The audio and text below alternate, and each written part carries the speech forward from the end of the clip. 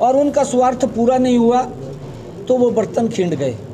अगर उनका स्वार्थ पूरा भी होता तब भी वो इकट्ठे नहीं रह पाते। हम सब लोग जो उन्होंने पाप किए हैं, जो भ्रष्टाचार किए हैं, उसको छुपाने के लिए वो इकट्ठा हुए थे। सुरजेवाड़ा ही बता दें भी मैं कौन सी सीट से लड़ूंगा, उसको पता लग जाएगा कि 80 आएंगे, कितने आएंगे। जिस प्रकार से क्षेत्र में सीट हारने के बाद कांग्रेस और आम आदमी पार्टी में आपस में आरोप और प्रत्यारोप का दौर शुरू हो गया है। वो एक दूसरे पर आरोप लगा रहे हैं। नहीं, देखिए वो लोग उनका कोई हेतु देश के लोगों की सेवा करना नहीं था।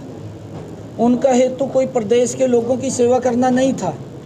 वो तो अपने स्वार्थ भाव से इकट्ठे हुए थे और उनका स्वार्थ पूरा नहीं हुआ तो वो बर्तन खिंड गए। अगर उनका स्वार्थ पूरा भी होता तब भी वो इकट्ठे नहीं रह पाते। तब भी वो एक दूसरे की लड़ाई ये थी कि सबसे पहले मैं आगे जाऊं, सबसे पहले मैं आगे जाऊं। इस प्रकार की लड़ाई होती है और उसके अंदर लोगों का भी नुकसान और प्रदेश और देश का भी नुकसान होता है।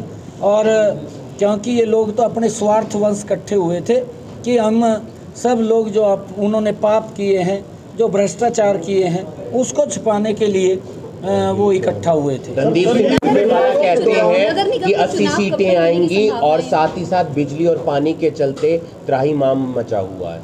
सुरजेवाड़ा ही बता दें भी मैं कौन सी सीट से लड़ूंगा, उसको पता लग जाएगा कि 80 आएंगे, कितने आएंगे। जिस प्रकार से सुरजेवाड़ा की पहले हुई है और वो चाहे नरवाना से या जींद से लड़े हैं या वो कैथल से लड़े हैं, उनको लगातार लोगों ने एक आईना दिखाने का काम किया है कि जब वो सत्ता के अंदर थे तब उनके अंदर बड़ा अहंकार था।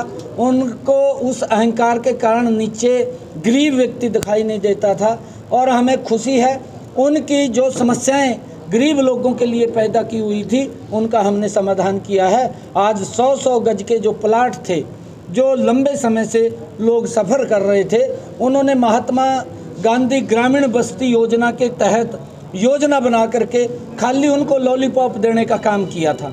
उन्होंने तो महात्मा गांधी जी का भी नाम डुबोने का काम किया है और लोग चक्कर काट रहे थे, गाली दे रहे थे कि भाई प्लाट तो इन्होंने कह दिया कि ये ले लो, परंतु ना तो कहीं प्लाट है, ना कहीं कागज़ है, ना कहीं पोजीशन है, ना उसका कब्जा है। कब्जा भी कोई और कर रहा था, कागज़ भी नहीं थे, खाली बोल दिया। अब हमने इसको सुनिश्चित किया है कि हर व्यक्ति को उसका कब्जा भी हम देंगे, उसके कागज़ भी देंगे और वो 100 गज का प्लाट भी देंगे। अगर कहीं ज़मीन नहीं है किसी गांव के अंदर तो वो अगर प्लाट खरीदेगा तो उसके लिए 1 लाख रुपया भी देंगे।